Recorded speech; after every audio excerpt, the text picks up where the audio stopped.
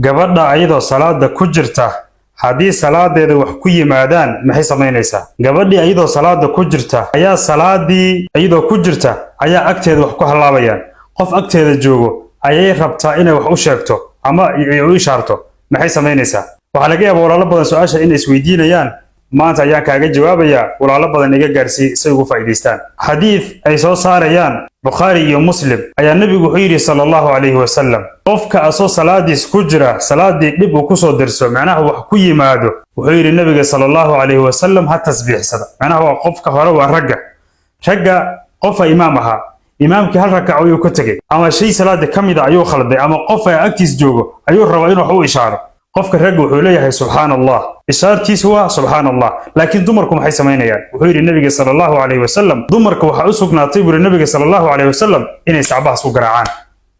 macnaha dumarku lama ogola codkooda inay kor u qaadaan cinda al-ajaanib, inkastoo culimada ay leeyihiin gabadha markay macnaha gurigeeda kaligeed ay joogto, macnaha kaligeed gurigeeda ay joogto oo niman ajaanib aysan la joogin, kor way u qaadi kartaa.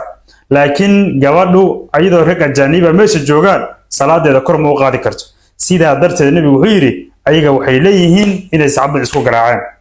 culimada ayaa fasireen waxay leeyihiin gabadha sacbiska sidaas ay isku garaacaysaa, macnaha ayadan ishaarteedii waa noocaas yiri nabiga calayhi salaatu wasalaam. waxaana soo weydiisay su-aashan gabar walaalaha nagu xiran ka mid ah, allah barakeeyo.